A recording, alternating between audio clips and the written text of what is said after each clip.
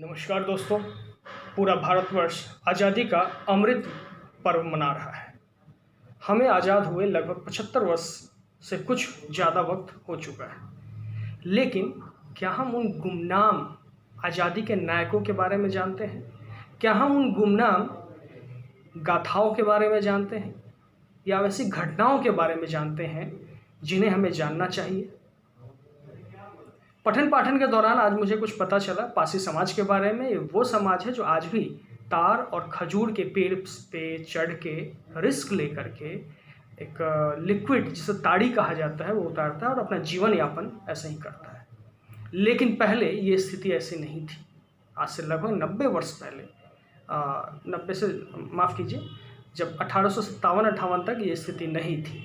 लेकिन इन पासी समाज के लोगों ने जो अदम्य साहस और सर्वस्व न्यौछावर वाली जो बातें हैं उसको चिरतार्थ कर दिया। अपने पुरुषार्थ से अंग्रेज़ों को भागने पे मजबूर कर दिया। मैं कहानी सुना रहा हूँ। कहानी कहना थोड़ा मतलब कहानी नहीं, ये गाथा है। ये गाथा है उन वीर पासी सिपाहियों की जिन्होंने बिल्हा, जो आज का जैसे हम प्रतापगढ़ कहते हैं, वहाँ पे अंग्रेज़ों को कैसे वहाँ से भगाया और स्वतंत्रता के आंदोलन में अपना सर्वस्व न्यौछावर कर दिया। तो मेरे साथ सुनिए पासी समाज की ये वीर गाथा। हालांकि इस कहानी में कोई आपको VFX नहीं दिखेगा, कोई ग्राफिक्स नहीं दिखेगा, कोई म्यूज़िक नहीं। जो तथ्य मेरे पास आए वो तथ्य एज इट इज़ मैं आपको सुना रहा हूँ। आखिर क्या कारण था कि पासी समाज अंग्रेज़ों के विद्रोह पे उतर के आ गया था? अभी जो दस्तावेज प्राप्त होते हैं उसमें कुछ मुख्य कारण दिए गए हैं जो मैं आपको पढ़ के सुनाता हूँ, जो मैंने नोट डाउन करा हुआ है। पहला कारण यह है कि 1856 में अवध के अंतिम मुगल बादशाह नवाब वाजिद अली शाह को उनकी गद्दी से हटाकर अवध को ईस्ट इंडिया कंपनी में मिला दिया गया था। तो एक ये भी रीज़न था कि पासी समाज जिनका वो मुगल बादशाह था, उनको बादशाह के साथ ऐसा सलूक किया गया। तालुकेदारों को ईस्ट इंडिया कंपनी द्वारा पासिक सैनिक छटनी करने का निर्देश दे दिया गया। जो सैनिक थे उनको हटाने का भी निर्देश दे दिया गया। गांव के किसानों से टैक्स वसूली करने वाले गोड़ाइत पासी और पहरेदारी करने वाले पासी चौकीदारों का 1 वर्ष तक का भुगतान न दिया जाना और पासियों के श्रम का शोषण, ये बहुत बड़ा कारण रहा। पासियों ने जो अंग्रेज़ों के खिलाफ हथियार उठाया। अंग्रेज़ों द्वारा बेल्हा घाट पासी बस्तियों में फेरबदल और राजस्व मुख्यालय का निर्माण किया। ये तो कारण थे, लेकिन इसका परिणाम क्या हुआ, परिणाम भी जानना काफ़ी ज़रूरी है। संपूर्ण अवध क्षेत्र में गोड़ाइत आंदोलन और सैनिक विद्रोह फैल चुका था। बेल्हा घाट, जिसको आप प्रतापगढ़ के रूप में जानते हैं, बेल्हा घाट का गोड़ाई विद्रोह 6 जून की तारीख जो है काफ़ी महत्वपूर्ण है। अभी से मैं तारीखों के साथ आपको बताना स्टार्ट कर रहा हूँ। 6 जून 1857 को सुल्तानपुर में गोड़ाइत पासियों ने अंग्रेज़ों के दफ्तरों को घेरा और उन्हें अपनी जान बचाने के लिए छिपना पड़ा। मतलब ये पासी इतने बहादुर थे कि अंग्रेज़ों को भी इनसे छिपना पड़ा। 7 जून की बात, 7 जून रात 8 बजे 43 अंग्रेज़ों का एक सैन्य दस्ता जो था वो बेल्हा घाट की ओर प्रस्थान करता है। 8 जून को अंग्रेज़ों का बेल्हा घाट आगमन और कुछ ही देर में बेल्हा घाट के भाले से लैस पासी गोड़ाइतों की भीड़ का अंग्रेज़ों के आवास पर आक्रमण और अंग्रेज़ों को लूट लिया जाना। मतलब आक्रमण भी किया, हमला भी करके हराया भी, और उनके सामान के साथ मतलब उनको लूट भी लिया। वो गुस्सा था। अंग्रेज़ों द्वारा पासियों से बचने के लिए स्थानीय तालुकदार गुलाब सिंह के घर आधे घंटे के लिए शरण और फिर बेल्हा घाट के गोड़ाइत के डर से दूसरे तालुकदार अजीत सिंह के घर 3 दिन के लिए शरण, और महू गांव में पासियों ने कुछ अंग्रेज़ों को बंदी भी बना लिया था।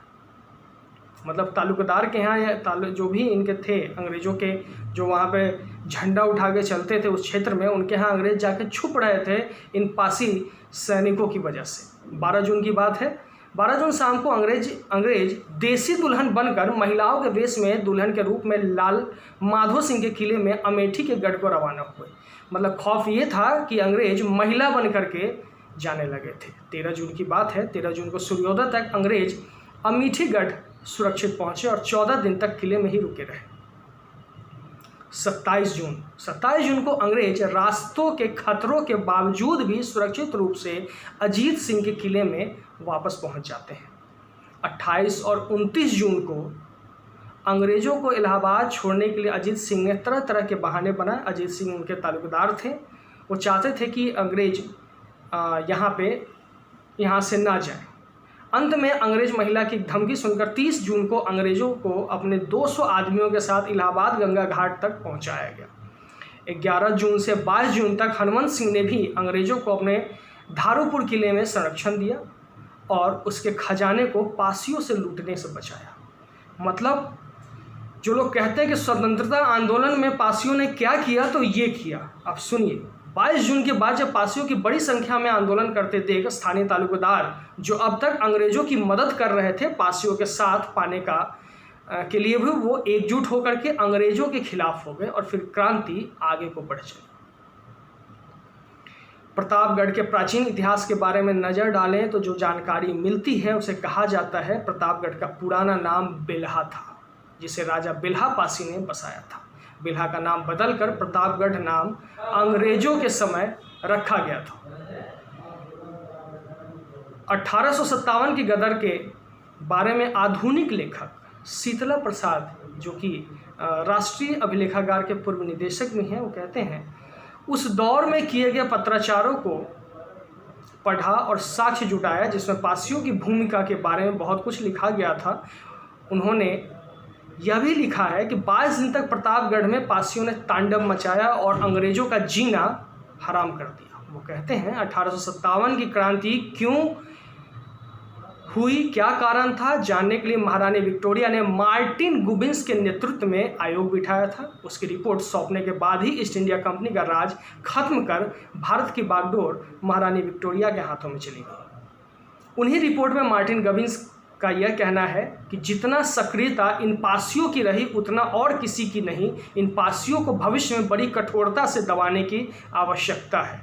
तो ये गर्व भरे शब्द हैं इस समुदाय के लिए।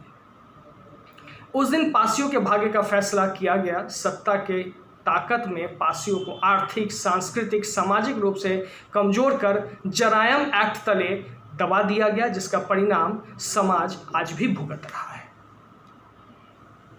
तो आपने सुना कि किस